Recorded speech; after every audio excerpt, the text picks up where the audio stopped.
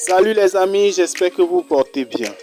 Nous allons faire un petit tour du côté de la Côte d'Ivoire où, malgré cette pandémie du coronavirus, la situation sociopolitique reste un peu tendue car nous constatons que les membres du gouvernement ne sont pas du tout d'accord avec le choix de Gon Coulibaly comme les candidats.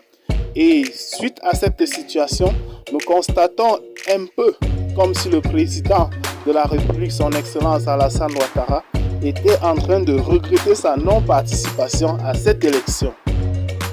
Abonne-toi à notre chaîne pour ne plus rater nos prochaines vidéos. On commence.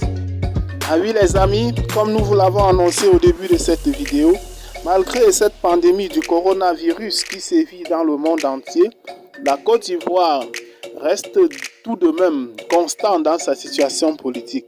C'est dans cette logique que le président Alassane Dramane Ouattara, vu ses faits et gestes, il est un peu en train de regretter sa non-participation à l'élection présidentielle d'octobre 2020 en Côte d'Ivoire. La non-participation du président de la Côte d'Ivoire, son Excellence Alassane Dramane Ouattara, pour la présidentielle prochaine, fait un brouhaha au sein du RHDP. Car nous avons d'abord constaté la démission du ministre des Relations extérieures.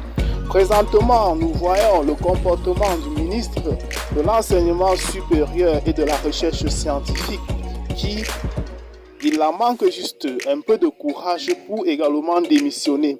Car beaucoup d'internautes vont jusqu'à dire que le président de la République a très mal fait son choix. Car Gon Coulibaly n'a pas le charisme pour diriger la Côte d'Ivoire ou également pour conduire aux destinées du RHDP.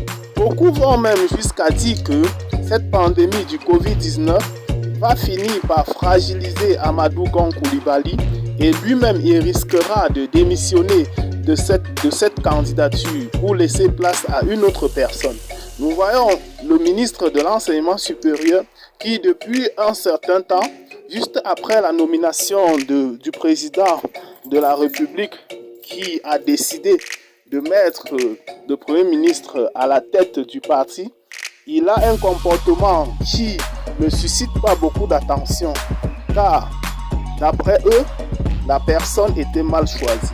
Il est tout de même à rappeler que le ministre de l'Enseignement supérieur futige, même s'il reste silencieux, le comportement du pouvoir suite à cet accident grave qui est survenu le 3 dernier, car la télévision nationale n'a même pas penché. Elle n'a même pas souligné cet incident, ce qui peut pousser le ministre Maprit Troïseke à pouvoir enfin déposer sa démission comme il l'a tant souhaité.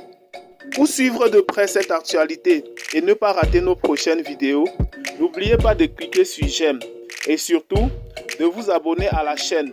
Et si vous l'avez trouvée intéressante, n'oubliez pas de la partager avec vos amis. Bye et à très bientôt pour de nouvelles vidéos.